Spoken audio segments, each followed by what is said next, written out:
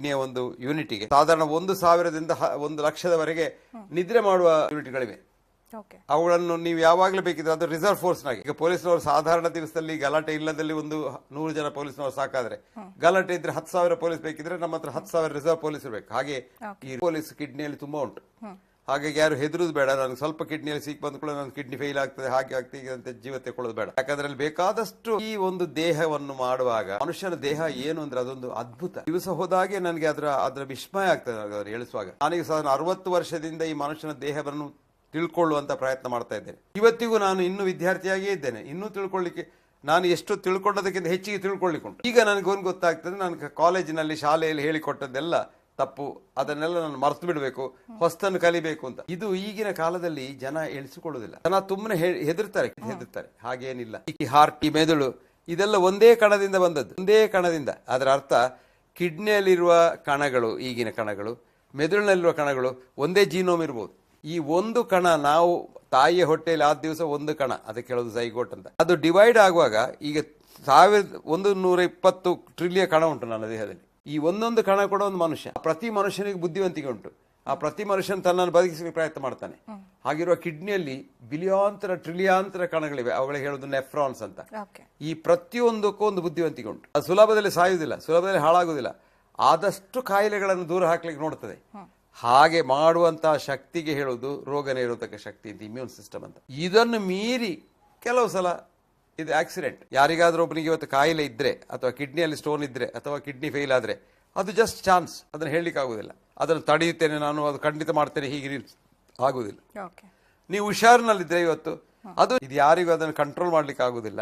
ಹಾಗಾಗಿ ಸುಮ್ಮನೆ ಅದಕ್ಕೆ ಅದು ಮಾಡ್ಬೇಕು ಇದು ಮಾಡ್ಬೇಕು ಅಂತ ಹೇಳ್ತಾರೆ. ಮುಖ್ಯ ಏನು ಅಂದ್ರೆ ಕಿಡ್ನಿ ಸರಿಯಾಗಿರ್ಬೇಕಾದ್ರೆ ಆಹಾರದಲ್ಲಿ ಸ್ವಲ್ಪ ಹತೋಟಿ ಇಡಬೇಕು. ಆ ನಾನ್ ವೆಜಿಟೇರಿಯನ್ ಫುಡ್, ಬೆಳಿಗ್ಗೆ ಅಂದ್ರೆ ರಾತ್ರಿವರೆಗೆ ಮಾಂಸ ತಿಂದ್ರೆ ಪ್ರೋಟೀನ್ ಲೋಡ್ ಹೆಚ್ಚಾಗ್ತದೆ ಕಿಡ್ನಿಗೆ. ಪ್ರೋಟೀನ್ ಲೋಡ್ ಹೆಚ್ಚಾದ ಕೂಡಲೇ ಕಿಡ್ನಿಗೆ ಕೆಲಸ ಹೆಚ್ಚಾಗ್ತದೆ.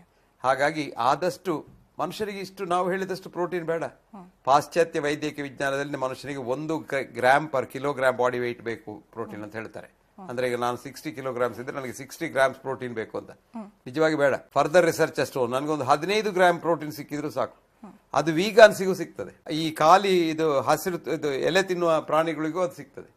ಹಾಗಾಗಿ ಈ ನೇಚರ್ ನಲ್ಲಿ ಎಲ್ಲದಕ್ಕೂ ಪ್ರೊವೈಡ್ ಮಾಡಿದ್ದಾರೆ. ಈ ಸ್ಟೋನ್ಸ್ ಒಂದೀಗ ಹೊಸ ಕಾಯಿಲೆ ಏನಾಗಿದೆ. ಮುಂಚಿನ ಕಾಲದಲ್ಲಿ ಯಾರಿಗಾದ್ರೂ ಕಿಡ್ನಿಯಲ್ಲಿ ಸ್ಟೋನ್ ಇದ್ರೆ ಅದು ಮೂವ್ ಆದ್ರೆ ಅದು ಯಾವಾಗ ಒಂದು ಕಡೆಯಿಂದ ಒಂದು ಕಡೆ ಬರ್ತದೆ, ಆವಾಗ ನೋವು ಬರ್ತದೆ. ಈಗ ಕಿಡ್ನಿಯಲ್ಲಿದ್ದ ಸ್ಟೋನು ಅದು ಕೆಳಗೆ ಮೂತ್ರದಲ್ಲಿ ನಾನು ಹೊರಗೆ ಹೋಗ್ತೇನೆ ಅಂತ ಪ್ರಯತ್ನ ಮಾಡಿದ್ರೆ ಅದು ಸಣ್ಣ ಟ್ಯೂಬ್ ಉಂಟಲ್ಲಿ ಯೂರಿಟರ್ ಅಂತ, ಅಲ್ಲಿ ಅದು ಬರುವಾಗ ಕೆಳಗೆ ಸಾಧಾರಣ ಒಂದು ಮಗು ಗರ್ಭಕೋಶದಿಂದ ಹೊರಗೆ ಬರುವಾಗ ಎಷ್ಟು ನೋವಾಗ್ತದೆ ಅದೇ ತರ ನೋವಾಗ್ತದೆ. ಯಾಕಂದ್ರೆ ಅದು ದೂಡುತ್ತದೆ. ಅಲ್ಲಿ ಕೂಡ ಸ್ಮೂತ್ ಮಸಲ್ ಉಂಟು. ಹಾಗೆ ಗರ್ಭಕೋಶದಿಂದ ಮಗು ಹೊರಗೆ ಬರ್ತದೆ ಅಂತದೇ ಡೆಲಿವರಿ ಪೈನ್ ಇಲ್ಲಿ ಕೂಡ ಆಗ್ತದೆ. ಅಂತ ವಿಪರೀತ ನೋವು ಬಂದವರು ಮಾತ್ರ ಡಾಕ್ಟರ್ ಹತ್ರ ಹೋಗ್ತಾರೆ. ಆವಾಗ ಅದನ್ನು ಕಂಡು ಹಿಡಿತಾರೆ, ಅದಕ್ಕೆ ಬದ್ದು ಕೊಡ್ತಾರೆ. ಇವತ್ತು ಹಾಗಲ್ಲ. ಎಲ್ಲರೂ ಚೆಕಪ್ಗೆ ಹೋಗುದು. ಅಂದ್ರೆ ಅದರಷ್ಟು ದೊಡ್ಡ ಒಂದು ದೋಷ, ಅದು ಬಹಳ ದೊಡ್ಡ ಶಾಪ. ಆ ಸರಿಯಾಗಿ ಇದ್ದವನು ಆರೋಗ್ಯವಂತ ಯಾರು? ಕೆಲಸ ಮಾಡ್ಲಿಕ್ಕೆ ಹುರುಪುಂಟು, ಇನ್ನೊಬ್ಬರಿಗೆ ಸಹಾಯ ಮಾಡ್ಲಿಕ್ಕೆ ಹುರುಪುಂಟು, ಊಟ ಮಾಡ್ತೇನೆ ನಾರ್ಮಲಿ, ಹಸಿ ಉಂಟು, ನಿದ್ರೆ ಉಂಟು, ಹೊರಗಡೆ ಹೋಗ್ತದೆ, ಮೂತ್ರ ಮಾಡ್ತೇನೆ, ಸುಖ ಉಂಟು, ಉಲ್ಲಾಸ ಉಂಟು ಅಂತವ್ರು ಡಾಕ್ಟರ್ ನೋಡಬಾರ್ದು. ನೋಡ್ಬೇಕು ಯಾವಾಗ ಕಾಯಿಲೆ ಇದ್ರೆ ಕೂಡಲೇ ಬಹಳ ಅಗತ್ಯ. ದೊಡ್ಡ ಒಂದು ಅಸೆಟ್ ಮನುಷ್ಯನಿಗೆ ಇಲ್ಲ. ಆದ್ರೆ ಏನೂ ಇಲ್ಲದವ ಡಾಕ್ಟರ್ ಹೋಗ್ಬಾರ್ದು. ಸ್ಟೋನ್ಸ್ ಇದೆ ಅಂತಾನು ಕೆಲವರು ಹೇಳ್ತಾರೆ. ಡಾಕ್ಟರ್ ಹೇಳಿದ್ರು ತುಂಬಾ ದೊಡ್ಡ ಸ್ಟೋನ್ಸ್ ಆಗ್ಬಿಟ್ಟಿದೆಯಂತೆ ಅಂತ ಅನ್ಬಿಟ್ಟು. ಅಲ್ಲ ಹೇಳ್ತಾರೆ. ಈಗ ಕಿಡ್ನಿಯಲ್ಲಿ ದೊಡ್ಡ ಸ್ಟೋನ್ ಆಗಿದೆ ಅಂತ. ಸ್ಟ್ಯಾಗ್ ಹಾರ್ನ್ ಕ್ಯಾಲ್ಕುಲಸ್ ಅಂತ ಇಷ್ಟು ದೊಡ್ಡ ಸ್ಟೋನ್ ಆಗಿ ಏನಾಗ್ಲಿಲ್ಲ ಕಿಡ್ನಿಗೆ. ಒಳ್ಳೇದಿದ್ರೆ ನಿಮ್ಮ ಸ್ಟೋನ್ ಇದ್ರೆ, ನಿಮಗೆ ಉಪದ್ರ ಇಲ್ಲದಿದ್ರೆ ಆ ವಿಚಾರಕ್ಕೆ ಹೋಗ್ಬೇಡಿ. ನಿಮಗೆ ಉಪದ್ರ ಇದ್ರೆ ಹೌದು, ಈಗ ಅದು ಕೆಳಗೆ ಬರ್ತದೆ, ನೋವುಂಟು, ಡಾಕ್ಟರ್ ಹತ್ರ ಹೋದ್ರೆ ಅವರು ಅದು ಕೆಳಗೆ ಸಲೀಸಿನಲ್ಲಿ ಬರ್ಲಿಕ್ಕೆ ಸಹಾಯ ಮಾಡ್ತಾರೆ. ಸೊ ಮರು ದಿವಸ ನೋಡಿದ್ರೆ ಅದು ಮೂತ್ರದಲ್ಲಿ ಉಂಟು. ಹಾಗಾಗಿ ಅದು ದೊಡ್ಡ ಸಂಗತಿ ಏನಿಲ್ಲ. ಆದ್ರೆ ಸ್ಟೋನ್ಸ್ ಇದ್ದು ಅದು ಗೊತ್ತಾಗದೆ, ನೋವು ಬಂದು ಅದು ಗೊತ್ತಾಗದೆ, ಅದೇನೋ ಬೆನ್ನು ನೋವು ಅಂತ ಏನಾದ್ರೂ ನೋವಿನ ಮಧ್ಯೆ ಕೊಂಡು ಉಪದ್ರ ಆಗಿ ಆ ಸ್ಟೋನ್ ಅಲ್ಲಿ ಅದು ಸ್ಟಕ್ ಆಗಿ ಯೂರಿಟರ್ ಅಲ್ಲಿ, ಮತ್ತೆ ಇಲ್ಲಿ ಬ್ಯಾಕ್ ಪ್ರೆಷರ್ ಬಂದು ಯೂರಿಟರ್ ದೊಡ್ಡದಾಗಿ ಮೇಲೆ ಹೋಗಿ ಪೈಲೋಸ್ ದೊಡ್ಡದಾಗಿ ಕಿಡ್ನಿ ದೊಡ್ಡದಾದ್ರೆ ಅದಕ್ಕೆ ಹೇಳುದು ಬ್ಯಾಕ್ ಪ್ರೆಷರ್. ಅದು ಕಿಡ್ನಿಯಲ್ಲಿ ಡ್ಯಾಮೇಜ್ ಆಗ್ತದೆ. ಯಾಕಂದ್ರೆ ಈ ಮೂತ್ರ ಹೊರಗೆ ಬರೋ ಮೂತ್ರ ಅಲ್ಲೇ ನಿಂತು ಅದನ್ನು ಡೈಲೇಟ್ ಮಾಡ್ತದೆ, ಕಿಡ್ನಿ ಮೇಲೆ ಪ್ರೆಷರ್ ಆಗ್ತದೆ, ಕಿಡ್ನಿ ನೆಫ್ರಾನ್ಸ್ ಎಲ್ಲ ಪ್ರೆಸ್ ಆಗ್ತದೆ, ಕಿಡ್ನಿ ಕೆಲಸ ಮಾಡೋದಿಲ್ಲ. ಸೊ ಕಿಡ್ನಿ ಫೇಲ್ ಆಗ್ಬಹುದು. ಸೊ ಸ್ಟೋನ್ ನಿಂದ ಬರುವುದು ಯಾವಾಗ? Symptomatic stones are to be treated. ಯಾವ ಸ್ಟೋನ್ ನಿನ್ಗೆ ಹೇಳ್ತದೆ ನಾನು ಇಲ್ಲಿದ್ದೇನೆ ನನಗೇನಾದ್ರೂ ಮಾಡೋದ್ರೆ ಮಾತ್ರ ಅದ್ರ ಸುದ್ದಿಗೆ ಹೋಗು. ಅದು ಸುಮ್ಮನೆ ನಾನು ಇಲ್ಲಿ ಕೂತ್ಕೊಂಡಿದ್ದೇನೆ ಮಲ್ಕೊಂಡಿದ್ದೇನೆ ನನ್ನ ಸುದ್ದಿ ಬರಬೇಡ ಅಂದ್ರೆ ಹೋಗ್ಬೇಡ. ಸುದ್ದಿಗೆ ಹೋದ್ರೆ ಕಷ್ಟ ಆಗ್ತದೆ. ಹೋಗಿ ಕಿಡ್ನಿ ತೆಗೆಯುವ ಪರಿಸ್ಥಿತಿ ಬರ್ತದೆ. ಅದು ಒಂದು. ಎರಡನೇದು, ಸ್ಟೋನ್ಸ್ ಈಗ ಏನು ಹೆಚ್ಚಾಗ್ಲಿಲ್ಲ. ಮತ್ತೆ ಒಂದು ಕಾರಣ ಸ್ಟೋನ್ಗೆ ಹೆಚ್ಚಾಗ್ಲಿಕ್ಕೆ ಒಂದು ಕಾರಣ ಅಂದ್ರೆ ನಮ್ಮ ದೇಶದ ಉಷ್ಣ ಹವೆ ಎಲ್ಲಿ ಉಂಟು ಅಲ್ಲಿ ನೀರು ಕಮ್ಮಿ ಉಂಟು. ಈಗ ನಮ್ಮ ನಾರ್ತನ್ ಕರ್ನಾಟಕದಲ್ಲಿ ನೀರು ಸಿಕ್ಕುದಿಲ್ಲ ಅವರುಗಳಿಗೆ ಕುಡಿಲಿಕ್ಕೆ. ತುಂಬಾ ಬಿಸಿ ಉಂಟು.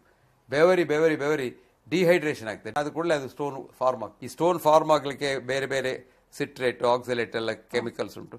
ಅದು ಅಲ್ಲಿ ಡ್ರೈನ್ ಆಗ್ತದೆ, ಯಾಕಂದ್ರೆ ಮೂತ್ರದೆಲ್ಲ ಬರ್ತದೆ, ಹೊರಗೆ ಬರ್ತದೆ.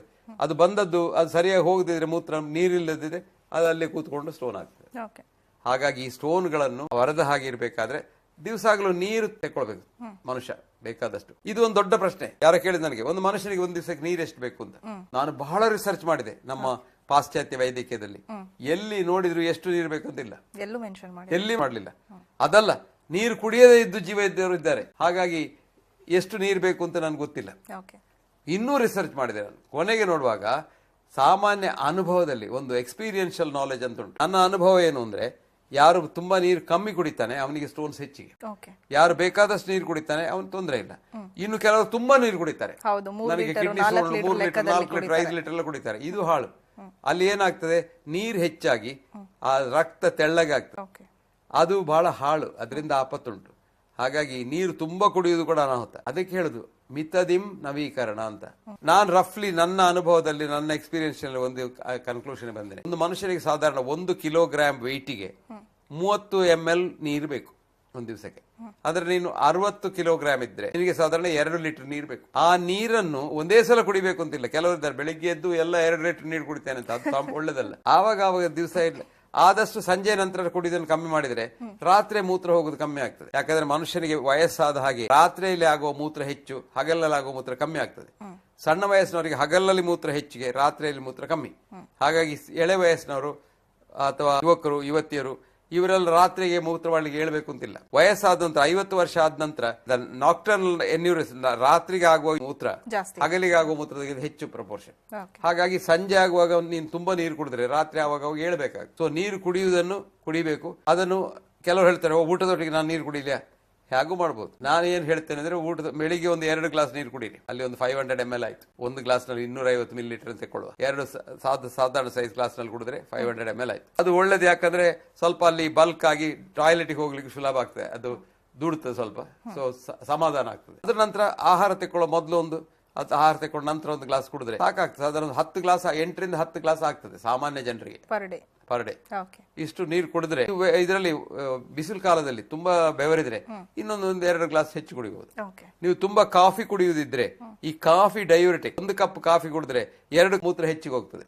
ಹಾಗಾಗಿ 1 ಕಾಫಿ ಕುಡಿದ್ರೆ ಅದರೊಟ್ಟಿಗೆ 1 ನೀರು ಕುಡಿಬೇಕು.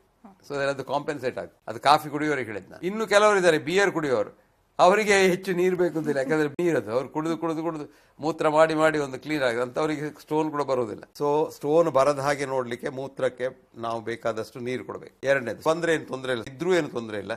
ಆದ್ರೆ ಕಿಡ್ನಿಯನ್ನು ಹಾಳು ಮಾಡಿದ್ರೆ ಅಥವಾ ಸ್ಟೋನ್ ಹೋಗಿ ಬ್ಲಾಕ್ ಮಾಡಿ ಬ್ಯಾಕ್ ಪ್ರೆಷರ್ ಮಾಡಿ ಹೈಡ್ರೋಲಿಟರ್ ಮಾಡಿದ್ರೆ ಅದಕ್ಕೆಲ್ಲ ನಾವು ಡಾಕ್ಟರ್ ಹತ್ರ ಹೋಗ್ಬೇಕು, ಅದಕ್ಕೆ ಟ್ರೀಟ್ಮೆಂಟ್ ಬೇಕು. ಒಂದು ಪಕ್ಷ ಈಗ ಒಂದು ಸ್ಟೋನ್ ಬ್ಲಾಕ್ ಆಗಿ ತುಂಬಾ ಸಮಯದಿಂದ ಆ ನೋವು ನಿಮ್ಗೆ ಗೊತ್ತಾಗದಿದ್ದು ಇದ್ರೆ ಅದನ್ನು ಕೂಡಲೇ ತೆಗಿಬಾರ್ದು. ಕೂಡಲೇ ತೆಗೆದ್ರೆ ಕಿಡ್ನಿ ಫೇಲ್ ಆಗ್ತದೆ. ಅದನ್ನ ನಿಧಾನದಲ್ಲಿ ಅದಕ್ಕೊಂದು ಇದು ಹಾಕಿ ಸ್ಟೆಂಟ್ ಹಾಕಿ ಅದನ್ನು ರಿಲೀಸ್ ಮಾಡಿ ತೆಗೆದು ಮತ್ತೆ ಸಮಾಧಾನ ಒಂದು ವಾರದಲ್ಲಿ ಆಗುವಾಗ ಅದು ಪುನಃ ಕಿಡ್ನಿ ತನ್ನ ಕೆಲಸ ಮಾಡ್ತದೆ. ನಮ್ಮ ದೇಹ ಅಂಗಗಳಿಗೆಲ್ಲ ತುಂಬಾ ಸರಿ ಮಾಡಿಕೊಳ್ಳೋ, ತನ್ನನ್ನು ತಾನು ಸರಿ ಮಾಡಿಕೊಳ್ಳುವಂತ ಶಕ್ತಿ ಇದೆ. ನಾವು ಕಾರಣಾಗಿ ಆ ಪಾರ್ಟ್ ಹೋದಕೊಳ್ಳೋ ಬೇರೆ ಹೊಸ ಪಾರ್ಟ್ ಹಾಕ್ಬೇಕು ಅಂತಿಲ್ಲ. ಕ್ಲಚ್ ಹೋಯ್ತು ಹೊಸ ಬೇಡ, ತನ್ನ ಇದ್ದಕ್ಕೆ ಅದನ್ನು ಸರಿ ಮಾಡಿಕೊಳ್ಳುವಂತ ಶಕ್ತಿ ದೇಹಕ್ಕಿದೆ. ಯಾಕಂದ್ರೆ ಅದು ಸೇರಿಸಿ ಮಾಡಿದಲ್ಲ, ಒಂದರಿಂದ ಬಂದದ್ದು.